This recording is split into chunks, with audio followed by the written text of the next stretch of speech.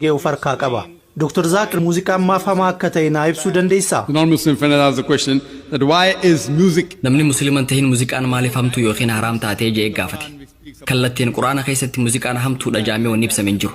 Garuu karaa kallattiitiin alatti wanni ibsame ni jira. Hadiithiin Nabi Muhammad sallallahu alaihi wasallam waa'ee muuziqaa fi meeshaalee muuziqaa dubbatu ni jira. Wanni isaan hayyaman dibbee qofa. Dibbeen halaali. Meeshaalee muuziqaa kuwwan biroo hin hayyaman. Sababni isaa yeroo hedduu meeshaa muuziqaa sammuu namaa jijjiiruun haala addaa keessa nama seensifti. Qur'aana yoo xinxaltan qur'aanni wallee ni morma. Suuraa shu'araa keessatti waa'ee warra wallee haasawa. Yeroo hedduu sirbaa fi muuziqaa yoo xinxaltan jechoonni achi keessatti fayyadaman hedduun wantoota dhugaarraa fagaatan. Sirba keessatti wayita namoonni jaalallee isaanii faarsan adaduma isaan nama san faarsaa deemanii dhugarraayis fagaachaa deeman. Kanaaf fiilmii Indiyaa keessatti dhiirri intalaan anji'a yookiin adde isaan siifida urjiin siifidaa jechaa sirba. Sitare tod ke leke aunga, I'll get for you the moon and get for you the star, which is not possible. Kun waan ta'uu danda'u miti. Haaluma wal fakkaatuun walleen Ingiliffaatan pop and rock jaamtus heddumminaan waan hiikaa qabaatii miti. Jechoonni tokko tokko kan hiikaa qaban keessa jiraachuu danda'an.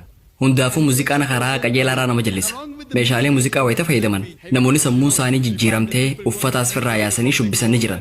Kun dhiibbaa muuziqaan qabu. Kanaafuu muuziqaan rabbiirraa si fageessa. Ergamaan Rabbi Muhammad sallallahu alaihi wasallam ni dhoorkan. Dibbee yoo taate malee meeshaalee muuziqaa hin fayyadaminaa ja'an. Muuziqaan gara Rabbii nama dhiyeessuu dhiisee rabbiirraa nama fageessa. That is it takes a person away from Allah subhanahu wa ta'ala rather towards Allah subhanahu wa ta'ala.